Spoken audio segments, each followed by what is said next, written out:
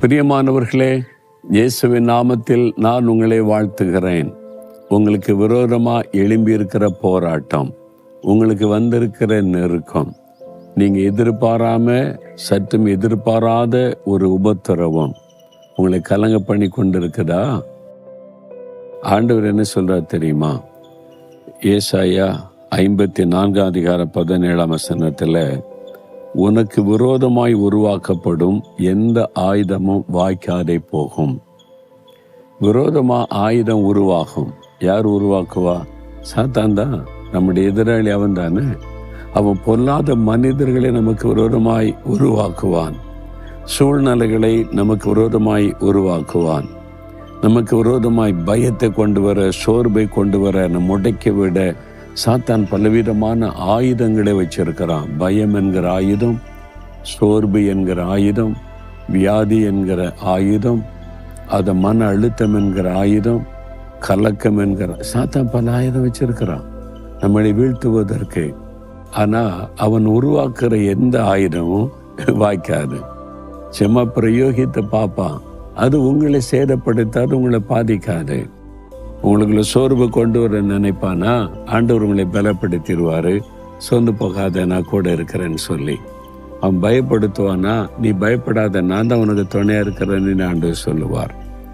மன அழுத்தத்தை கொண்டு வந்து முடைக்கிற நினைப்பானா, நான் உன் கூட இருந்து உனக்கு ஜெயம் தருகிற தேவன், இதெல்லாம் உன்னை என்ன செய்ய முடியும்னு சொல்லுவார்.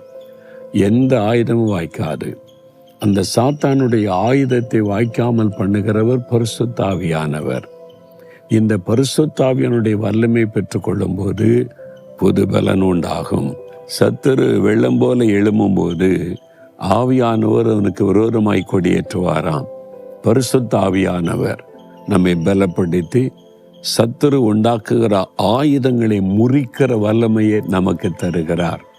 அதனால நீங்க பயப்பட தேவையில்லை. ஒரு பாஸ்டருடைய வாழ்க்கையில நடந்த காரியத்தை அன்பு சகோதரர் சாம் ஜபத்துரை அண்ணன் ஒரு முறை சொன்னாங்க. அவர் போய் ஒரு பகுதியில் ஊழியம் செய்து இயேசு அறிவித்து கொண்டு வந்தாரா. அவர் மீது பொறாமை கொண்ட சில மத தீவிரவாத ஆட்கள் எழும்பினாங்க. இந்த ஆள் இந்த ஊரை விட்டு வரட்டணும், இந்த ஆள் இயேசுன்னு சொல்றாருன்னு சொல்லி மந்திரவாதம் பண்ணாங்க. அவருக்கு விரோதமாக பிசாசு ஏவி விடுவதுன்னு சொல்லி. இவர் காலையில் எழும்பி அவர் மொட்டை மாடியில் அப்படியே நடந்து கொண்டே ஊரை பார்த்து ஜெபம் பண்ணுவார். எல்லாரும் ரட்சிக்கப்படணும், இயேசு அறிந்து கொள்ளணும், ஆசீர்வதிக்கப்படணும்னு. காலையில் விடிய காலை எழும்பி போனாங்க. முட்டை இந்த மந்திரிச்சு போடுவாங்கல்ல, முட்டையெல்லாம் மந்திரிச்சு அந்த முட்டை கிடக்குமா. அந்த முட்டை சில பொருட்கள்லாம் கிடக்கும். அவருக்கு தெரியுது மந்திரிச்சு மந்திரவாதம் பண்ணியிருக்காங்க என்னை. அப்போ சாம் ஜபத்துரை அண்ணன் என்ற ஊழியக்காரர் கேட்டாரா, என்ன பண்ணுவீங்க என்பதாக. என்ன பண்ணுவோம், முட்டை எடுத்து உடைச்சு குடிச்சிட்டு நல்லா நடப்பேன் அப்படின்னு சொன்னாராம். அதை நம்மளை என்ன பண்ணும், அந்த ஆயுதம் வாய்க்காது. பாருங்க, பிசாசு தாக்குவதற்கு என்னவோ பண்றான்.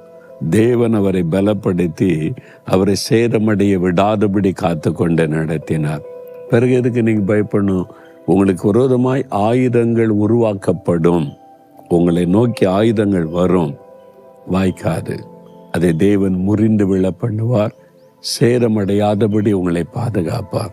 விசுவாசத்துல உறுதியாருங்க.